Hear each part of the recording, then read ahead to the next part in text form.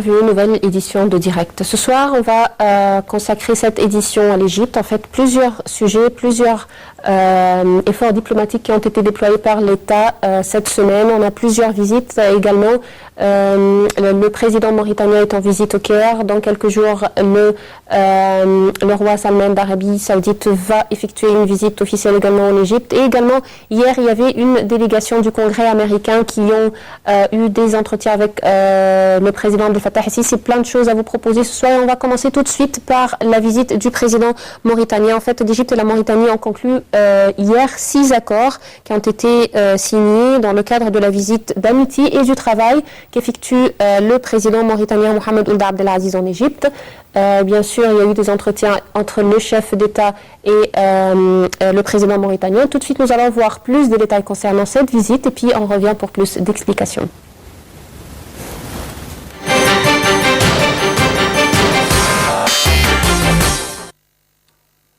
L'Égypte et la Mauritanie ont conclu 6 accords portant sur la coopération maritime et dans les domaines de l'habitat, des édifices et des sociétés d'urbanisme, ainsi que sur un programme de coopération culturelle pour la période 2016-2019. Ces projets concernent aussi l'élevage et la coopération en matière de santé et de médicaments et en matière de pétrole et de mines. Les accords ont été signés en présence du président égyptien Abdel Fattah el-Sisi et mauritanien Mohamed Ould Abdelaziz ainsi que des ministres en charge des domaines concernés. La cérémonie de signature est intervenue après des entretiens que les deux chefs d'État ont eus au deuxième jour de la visite d'amitié et de travail du président de la République en Égypte. Selon l'ambassadeur Ala Youssef, le porte-parole de la présidence, ces entretiens ont porté sur les moyens de renforcer les liens économiques entre les deux pays. Les deux chefs d'État ont aussi discuté des principales questions sur la scène arabe et de l'importance de promouvoir l'action arabe commune pour surmonter les différents défis. L'entretien a également porté sur la lutte contre le terrorisme et l'importance de consolider les efforts régionaux et internationaux pour faire face aux organisations terroristes et leurs idéologies. À cet égard, le président el-Sisi a souligné l'importance qu'accorde l'Égypte à développer le discours religieux afin de donner une image réelle de l'islam. Le chef de l'État a en outre publié un décret présidentiel afin d'accorder la Légion du Nil au président Ould Abdelaziz en signe d'appréciation des relations d'amitié liant l'Égypte à la Mauritanie. Le président mauritanien a de son côté affirmé son appréciation de l'Égypte pour cette légion, ce qui reflète selon lui la profondeur des relations historiques des deux pays. Il a aussi indiqué que la Mauritanie souhaite profiter de l'expertise égyptienne dans divers domaines de développement, ajoutant que son pays s'intéresse à renforcer la coordination avec l'Égypte pour faire face aux défis communs.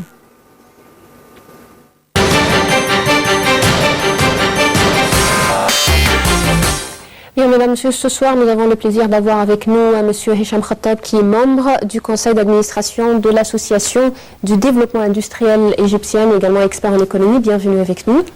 Alors, comme on vient de voir ensemble, hier, c'était plusieurs accords, 6 accords qui ont été signés entre la Mauritanie et l'Égypte. La fin de la semaine, nous avons la visite du roi de l'Arabie. Bien sûr, on va parler de la coopération avec l'Arabie Saoudite plus tard. Mais en fait, comment vous voyez ces efforts déployés par l'État pour consolider ou renforcer la coopération économique avec les différents pays, soit de la région, soit du monde entier? Bien sûr, le président Fattah el-Sisi fait un grand effort avec ses visites internationales et avec ses relations avec les chefs des États.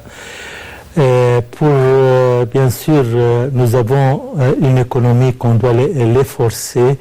Vous savez, peut-être avec l'Arabie Saoudite, j'ai l'impression que l'Arabie Saoudite a maintenant, vous savez, le Koweït, le Koweït a des investissements à part de l'énergie du pétrole, environ un peu plus ça veut dire l'Arabie Saoudite maintenant, j'ai l'impression qu'elle va faire des investissements pour l'avenir avec ils disent environ 2 trillions pour assurer l'avenir. Ça veut dire qu'il ne faut pas assurer l'avenir par le pétrole, parce que l'énergie du pétrole, ça va changer. Et nous, comme nous sommes ici en Égypte, nous avons besoin des investissements et des investissements. Notre président a une lecture, a une vision. Et il travaille avec une vitesse de 200 km peut-être, mais on doit être avec lui pour efforcer notre économie. Et encore, on a des difficultés dans le tourisme après l'accident de l'avion au Sharm el-Sheikh. Maintenant, on doit faire des efforts pour avoir un équilibre avec, vous savez, le dollar, c'est une demande et une offre, bien sûr, pour arranger notre économie. Ouais.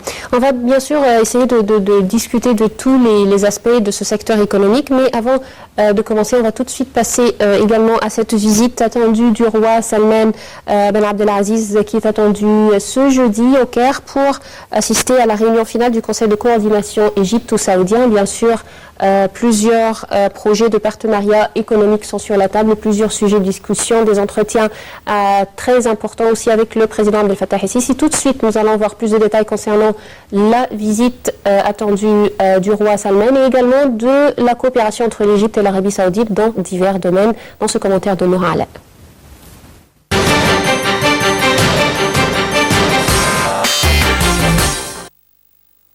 La visite du roi Salman prévue jeudi prochain entame une nouvelle ère de coopération entre l'Égypte et l'Arabie Saoudite. Selon le ministre du Commerce et de l'Industrie, Tarek Kabil, le Caire considère Riyad comme un partenaire stratégique sur les niveaux politiques, sécuritaires, économiques et culturels. Le ministre égyptien a ajouté qu'au cours de la visite du roi saoudien, des accords et des protocoles de coopération seront signés par les deux parties pour entamer de nouveaux projets d'investissement d'un montant total de 60 milliards de livres égyptiennes dans les secteurs de l'énergie, de l'alimentation, des meubles et des matières de construction. L'Égypte et l'Arabie avaient formé le 11 novembre dernier un conseil de coordination égypto-saoudien dans le but de discuter des projets d'investissement à mettre en œuvre. Ce conseil a tenu plusieurs réunions en Égypte et en Arabie Saoudite au cours des derniers mois. Une dernière réunion est prévue lors de la visite du roi Salman en Égypte. Au cours de cette réunion, la liste des projets et le volume des investissements saoudiens seront annoncés. Riyad compte parmi les principaux alliés de l'Égypte, apportant au cours des dernières années des milliards de dollars en aide pour relancer l'économie du pays. Début mars, l'Arabie Saoudite et l'Égypte avaient signé un accord de 1,5 milliard de dollars pour investir dans des projets de développement dans la péninsule du Sinaï. L'initiative qui vise à développer cette zone désertique du nord-est de l'Égypte prévoit notamment la création de zones agricoles et de 26 complexes résidentiels comprenant des établissements médicaux et scolaires. Les deux alliés ont également signé un accord sur une aide pétrolière de 5 ans que Riyad va fournir à l'Égypte et qui avait été annoncée en décembre.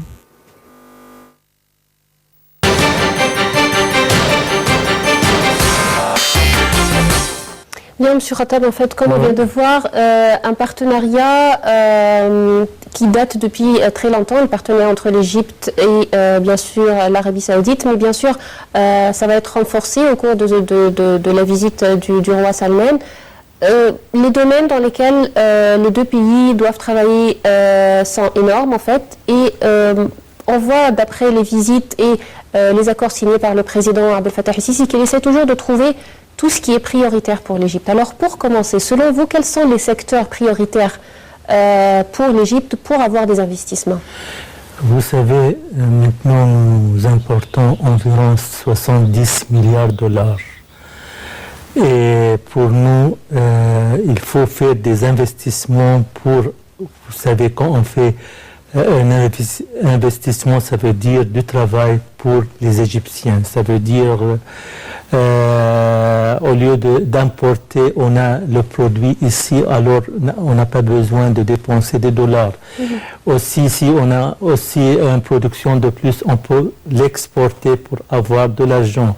Aussi, qui investissent pour les investigations ici, ça donne aussi des taxes que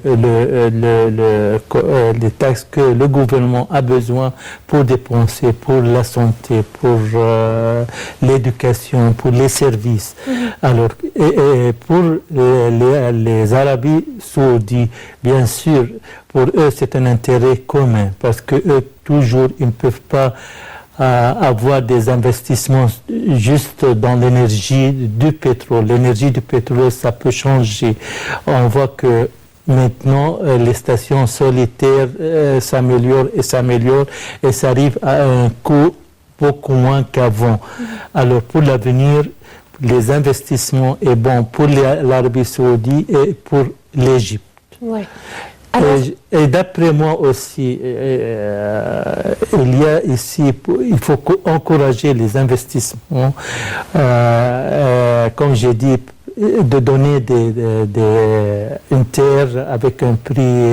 Exactement. Selon vous, pour encourager les investissements en Égypte, qu'est-ce qui nous manque? Est-ce que on a parlé de la loi? Il nous manque la fenêtre, la seule fenêtre, jusqu'à maintenant. Il nous manque. Il faut donner des choses, par exemple, pour la terre. Moi, c'est-à-dire, c'est pas l'affaire de prix, parce qu'on va reprendre, comme j'ai dit, on va reprendre des taxes, on va reprendre des dollars. Alors, pourquoi pas donner à chaque homme d'affaires qui vient, qui transfère $1 million, un séjour pour 5 ans, si son dossier est propre, pourquoi on ne fait pas comme Dubaï, si quelqu'un achète un appartement avec un certain prix, on lui donne un séjour pour 5 ans. Ça aide les Arabes à faire des investissements, à vivre ici, à dépenser, et ça va donner une circulation. Ouais. Alors, si vous permettez, nous avons le plaisir d'avoir avec nous en ligne Dr Achif Denadesh, analyste politique. Alors, bonsoir, Dr Achif, est-ce que vous m'entendez bien?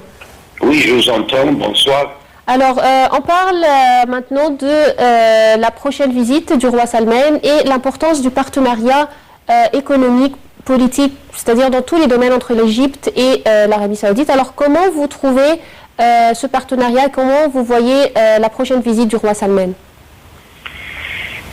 Premièrement, je vois que cette visite, disons, elle a tardé pour assez de temps et que c'était prévu, c'était attendu, cette visite depuis longtemps. Et je vois que cette visite, premièrement, c'est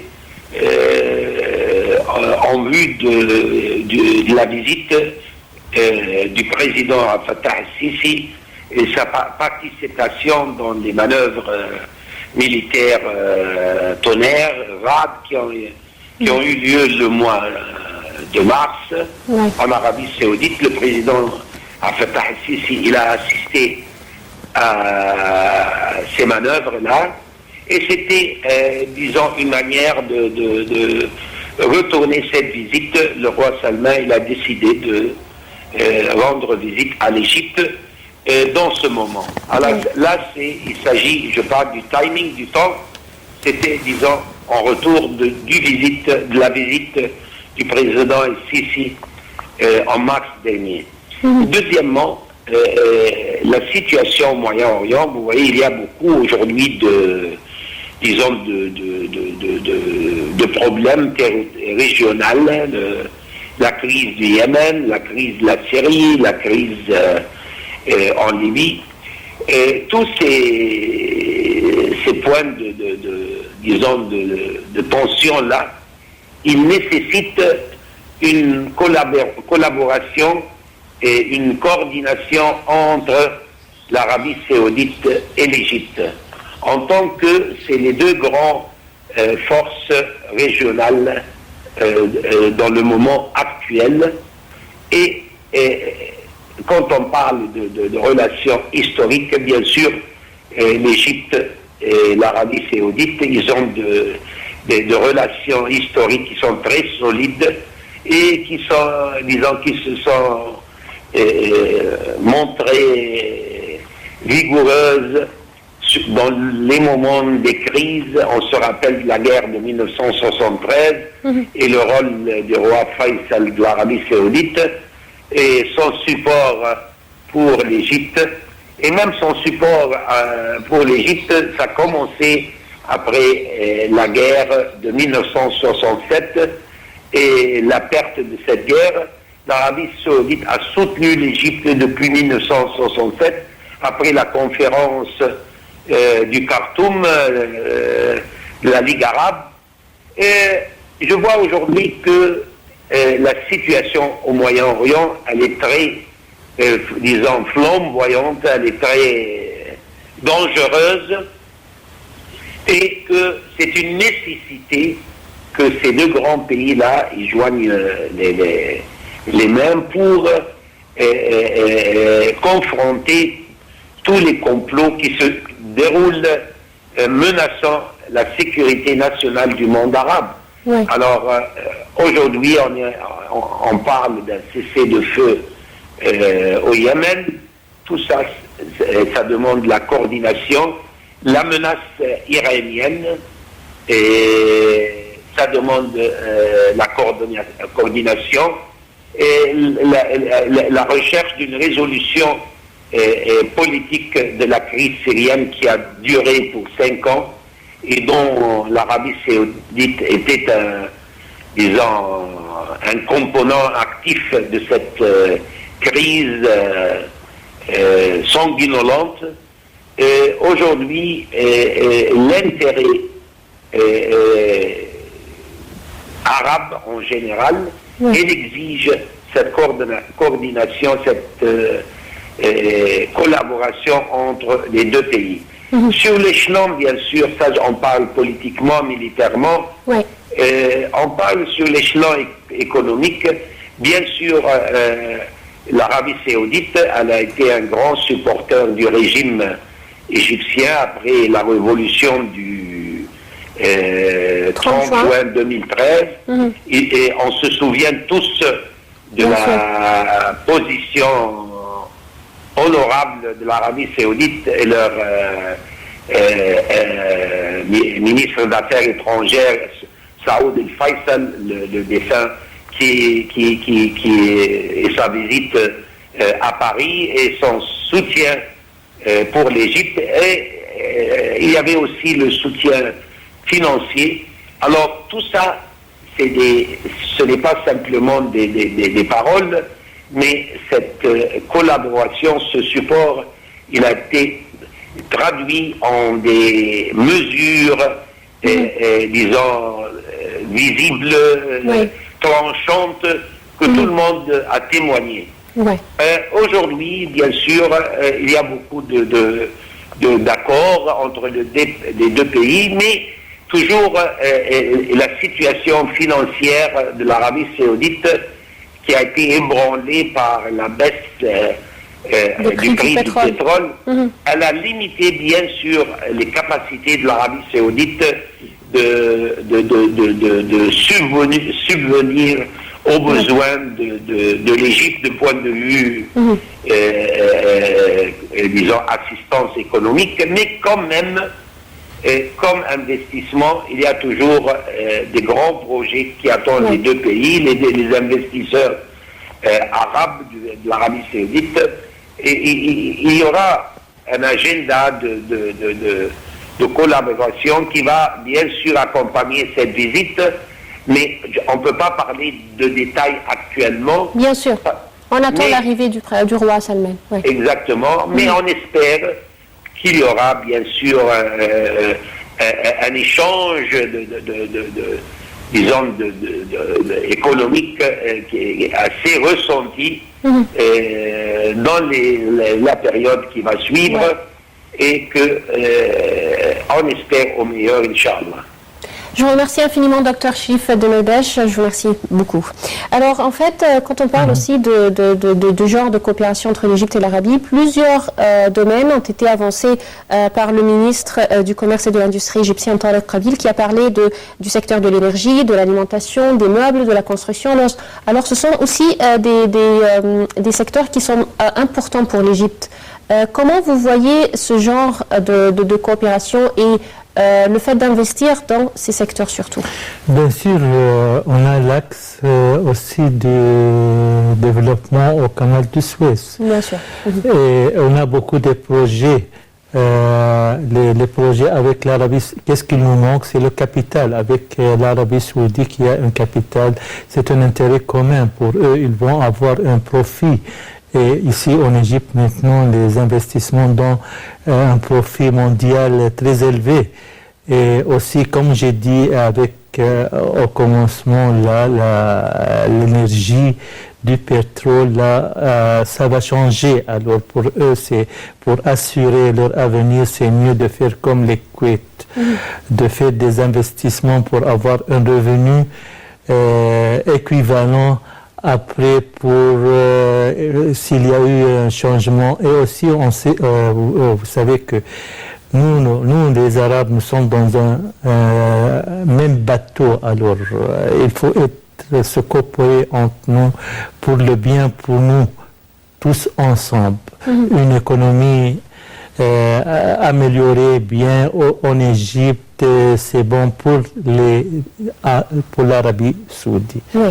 Alors, vous êtes membre de l'Association du développement industriel. Oui. Alors, on parle de l'industrie. Jusqu'à présent, on est où du soutien à l'industrie en Égypte? Est-ce qu'on verra dans l'avenir de grands projets industriels dans le pays? Bien sûr, mais comme vous avez entendu, on avait beaucoup de problèmes avec l'importation et ils ont fait des lois pour limiter l'importation. Parce que quelqu'un qui veut faire une fabrique ici, bien sûr, il doit avoir des lois qui le protègent. Parce que, vous savez, les marchandises chinoises, par exemple, ils font des grandes quantités avec un prix, avec une grande quantité, le coût, ça diminue. Alors, mais quand il y a des règlements, une réglementation, c'est-à-dire pour l'importation, pour ça changer va aider, la production égyptienne. L'industrie, ça va pas affecter, au contraire, ça va aider. Excusez-moi. Si on limite les importations, bien ça sûr, va aider l'industrie. Bien sûr, c'est ça. Pour ça, on a eu les deux lois, les dernières deux lois là. C'est juste pour, tout d'abord, pour enregistrer les importeurs, puis aussi les compagnies qui exportent pour l'Égypte. Et aussi, ils ont enlevé la taxe de la douane. Alors, ça va encourager. Pour encourager, bien sûr, l'industrie égyptienne. Vous savez, avec une industrie égyptienne, ça vous donne du travail pour les gens, tout d'abord. Et avant, vous avez la suffisance. Maintenant, un pays qui a la suffisance alimentaire, par exemple, une suffisance industrielle, elle a la volonté de... Quels sont les projets industriels les plus importants en Égypte? C'est-à-dire, quels sont les domaines Il y a beaucoup de domaines. Il y a beaucoup de domaines. Qu'est-ce que vous importez? D'accord. Vous importez beaucoup de choses là. Donc, je veux dire, vous importez environ l'industrie alimentaire, l'industrie agricole, l'industrie.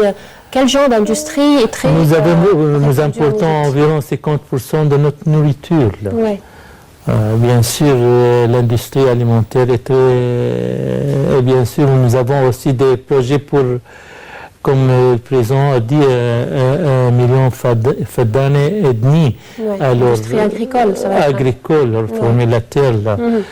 Il y a par exemple, dans la textile, le domaine de la textile, vous savez, avec la textile, par exemple, l'industrie du textile, ça commence par exemple par le coton, vous transférez le coton à un fil, et après, il y a beaucoup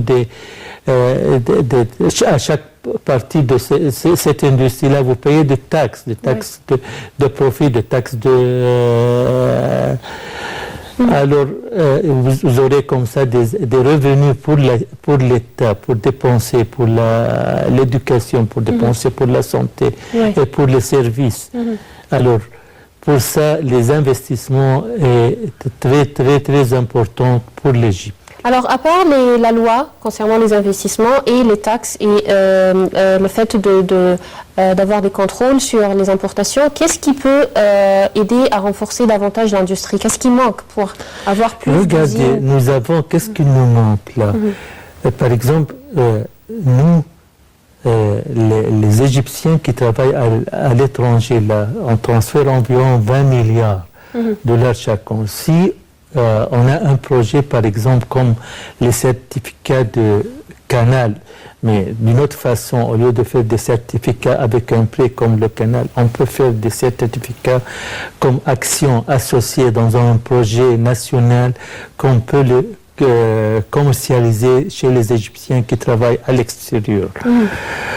Aussi, l'État a fait les obligations en dollars avec un intérêt élevé à environ 5%. Ça aide aussi. Alors, il y a beaucoup de choses pour améliorer l'économie. Ouais.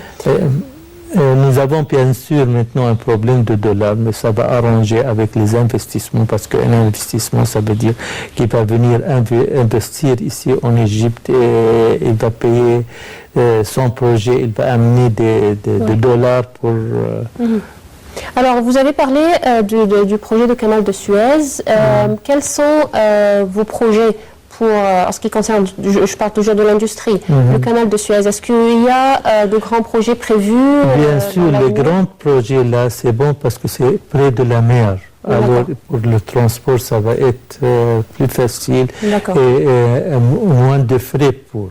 Et quel genre d'industrie Vous savez, ça, c'est Sinaï, on ne peut pas, parce que l'État doit faire des projets prêts, c'est-à-dire ils doivent étudier les projets, avoir un projet prêt. Maintenant, par exemple, si en Dubaï, avec quelqu'un un homme à faire qui veut venir faire un projet dans 48 heures, là, il aura sa permission pour commencer à travailler.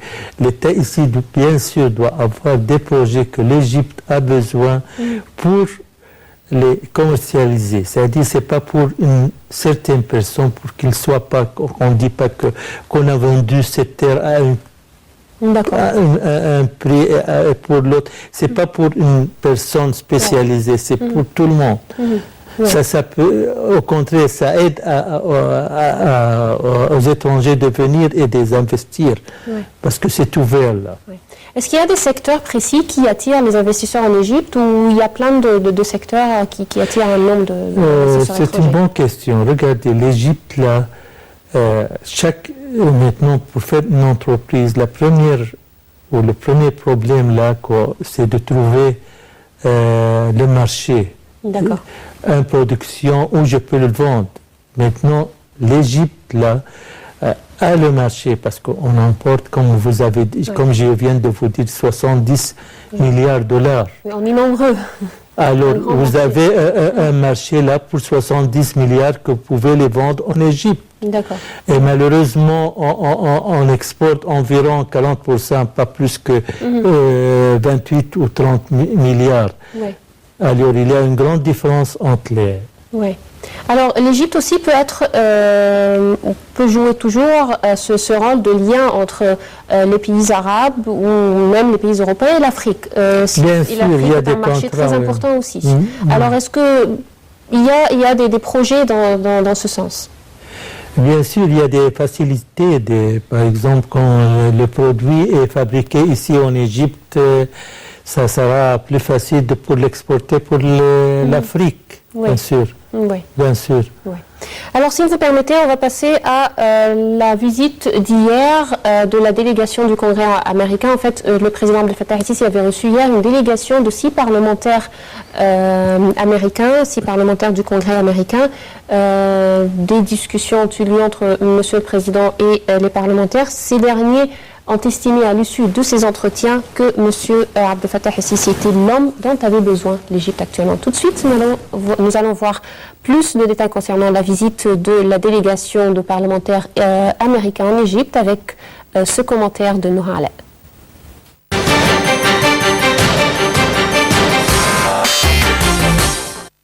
Le président Abdel Fattah el-Sisi a reçu hier une délégation de 6 membres du Congrès américain, présidée par le sénateur républicain Lindsey Graham, en présence du chef de la diplomatie Sameh Shoukry et de l'ambassadeur américain au Caire, Stephen Beecroft.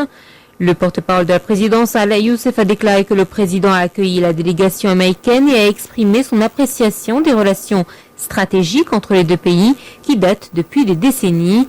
Au cours de cet entretien, le chef de l'État a souligné que l'Égypte tient à respecter ses engagements vis-à-vis de son partenariat avec les États-Unis et tient à développer ce partenariat et le renforcer dans les différents domaines dans le cadre du respect mutuel et de l'intérêt commun. Le chef de l'État a aussi souligné l'importance d'un rapprochement total pour faire face au terrorisme qui dépasse la confrontation militaire et la coopération sécuritaire pour inclure également les côtés intellectuels et religieux ainsi que les dimensions économiques et sociales. El-Sisi a également indiqué que le règlement politique des crises dans quelques pays de la région doit aller de pair avec la lutte contre le terrorisme. Le chef de l'État a en outre affirmé l'intérêt accordé par l'Égypte au principe des droits de l'homme, tout en soulignant l'importance de maintenir l'équilibre entre la sécurité nationale et la stabilité en Égypte d'une part, et les droits et les libertés d'autre part. El-Sisi a ajouté que fournir au peuple ses droits économiques et sociaux représente une part essentielle des droits de l'homme qu'il faut développer à côté des libertés politiques et civiles dans le cadre d'une vision globale des droits de l'homme. Le porte-parole a aussi indiqué que les parlementaires américains ont souligné l'importance des relations stratégiques entre l'Égypte et les États-Unis, soulignant que l'Égypte est la base de la sécurité et la stabilité au Proche-Orient et aussi un partenaire incontournable dans la région. Les membres du Congrès américain ont aussi loué les efforts déployés par l'Égypte pour lutter contre le terrorisme, ainsi que les efforts visant à promouvoir le développement économique et social.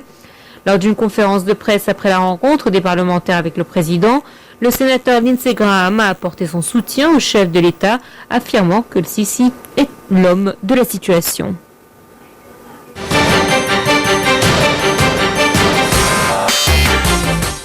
Nous avons le plaisir d'avoir avec nous en ligne Dr Khaled Hamdi, qui est professeur de droit à l'université de Ain Shams. Alors bonsoir, docteur, est-ce que vous m'entendez bien? Oui, bonsoir. Alors, hier, Monsieur le Président avait reçu une délégation de 6 parlementaires du Congrès américain. En fait, après les entretiens au cours desquels Monsieur Abdel Fattah el-Sisi a souligné l'importance de développer le partenariat stratégique, selon ces termes, qui existent entre l'Égypte et les États-Unis. Également, les parlementaires de leur côté ont parlé des efforts déployés par l'Égypte concernant surtout la lutte contre le terrorisme et les relations, l'importance des relations entre l'Égypte et les États-Unis. Alors, comment vous voyez la visite d'hier? Concernant la visite d'hier, bon, c'est bien que le président reçoit les représentants américains, ça c'est normal, par gentillesse, par complément, et discuter ensemble, savoir échanger les opinions concernant les problèmes de la région, surtout le terrorisme. Ça c'est très bien. Et de toute façon, pour éclaircir certains points, parfois les Américains ne sont pas tellement au courant de ce qui se passe sur Terre. Sur le plan au Sinaï, tout ça, c'est très bien qu'ils puissent expliquer ce qui s'est passé ou ce qui se passe. Voilà. Ouais. Alors, les parlementaires, comme je viens de dire, ils ont parlé, ils ont loué surtout les efforts déployés par l'Égypte pour lutter contre le terrorisme, bien sûr, et ils ont parlé aussi de l'Égypte et l'importance du rôle joué de l'Égypte, parlant d'un partenaire stratégique également. Alors, comment vous voyez ces déclarations aussi? Bon, que les rapports stratégiques entre l'Égypte et les États-Unis, ça dure depuis longtemps maintenant. Récemment, l'Égypte s'est ouverte avec d'autres puissances, comme la Russie, comme l'Union européenne, mais on ne peut pas négliger l'importance des États-Unis. Et bon, il y a des rapports, il y a parfois des pressions d'ici ou là, mais si on parle maintenant de terrorisme, c'est très important de compter sur l'Égypte, parce que maintenant on voit très bien que l'Égypte est à peu près le pays le plus, encerclé par des Russes ici et là, au Sinaï, par le côté libyen aussi qui n'est pas sûr. Le côté libyen aussi qui inquiète les Européens et les Américains. Il y a quand même un lien stratégique entre les Européens et les Américains. Tout ça, il faut qu'on se mette d'accord pour avoir une politique commune vis-à-vis du terrorisme. Alors, c'est tout à fait normal aussi. Oui. Et je vous remercie infiniment, docteur Khaled Dahamdi. Je rappelle, vous êtes professeur de droit à l'université de Ain Shams. Merci beaucoup. En fait, quand on parle de la visite d'une délégation américaine, c'est vrai qu'on parle d'un partenariat stratégique, plein de sujets sur le niveau politique, mais également il y a des relations commerciales entre l'Égypte et les États-Unis. Est-ce que dans l'avenir, vous voyez qu'il y aura un renforcement de ces liens économiques? Regardez, en économie, là, les investissements n'ont pas de nationalité. Par exemple, les relations entre la Chine avant 30 ou 40 ans, là, c'était, leur économie, là, était beaucoup moins que nous. Et la Chine, c'était communiste, c'est-à-dire les relations entre les États-Unis et la Chine, au point de vue politique, c'est pas bon. Mais au point de vue commercial, les Américains cherchent le profit, alors ils font des investissements, et ils ont fait des investissements en Chine. Les Américains cherchent le profit et les Chinois cherchent l'expérience. Maintenant, les ouvriers chinois ont l'expérience. La Chine a commencé d'avoir des investissements avant pour avoir l'expérience et après pour l'exportation. Et maintenant, ils ont le capital pour les investir dans le monde entier. Maintenant, ils ont d'argent en plus. Ouais. Alors, comment vous voyez l'avenir de l'investissement en Égypte? C'est vrai qu'il y a des efforts déployés par l'État sur tous les côtés, c'est-à-dire il y a des visites continuelles de la part de Monsieur le Président. Il essaie de rencontrer tout le monde, presque tout le monde, tous les pays du monde entier. Alors, comment vous voyez l'avenir de l'investissement et de l'économie? C'est vrai que jusqu'à présent, on n'a pas vraiment eu ce boom économique dont on espérait, mais je crois que on a commencé au moins sur le bon chemin. Mais comment vous voyez ça dans Bien sûr, on a commencé dans le bon chemin là, et on a forcé les travaux publics parce que un pays qui n'a pas, vous savez, on a des troubles il y a des usines qui sont fermées. Alors l'expérience de l'Allemagne après la guerre, qu'est-ce qu'elle a fait? Elle a forcé les travaux publics pour la récession. Et après, on peut trouver des investissements pour produire. Bien sûr, l'économie égale production. Il faut produire, il faut faire des investissements. Mais toujours, on doit donner les facilités pour encourager les hommes d'affaires pour venir investir en Égypte. D'après moi, c'est un peu lent. Un peu lente. Ça va prendre du temps, vous voulez dire? Oui, il faut être plus rapide dans les investissements. Pour voir, c'est-à-dire la seule fenêtre, là, il faut appliquer la seule fenêtre pour se dépêcher. Parce que maintenant, vous avez le monde entier s'est changé. Et il y a des investissements avec des milliards et des milliards. Est-ce que vous voyez aussi que le contexte international, c'est-à-dire on a des problèmes économiques partout dans le monde, ça a aussi affecté l'Égypte?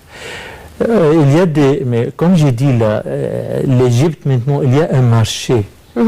Ça veut dire que n'importe quel homme d'affaires qui fait un projet, là, il va trouver le marché pour vendre son production. Et s'il y a en plus, il peut l'exporter. Alors, et le profit en Égypte est très élevé. C'est-à-dire, c'est juste, il faut les encourager.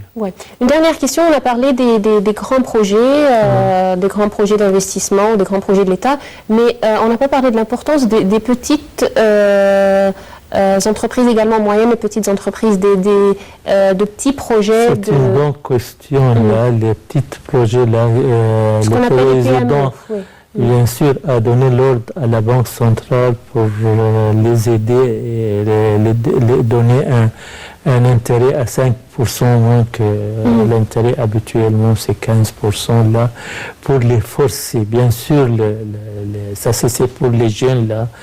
Les jeunes sont les locomotives de l'avenir. Et les petites entreprises là, ça représente environ 80% de notre production. Il faut les renforcer, bien sûr. Bien sûr.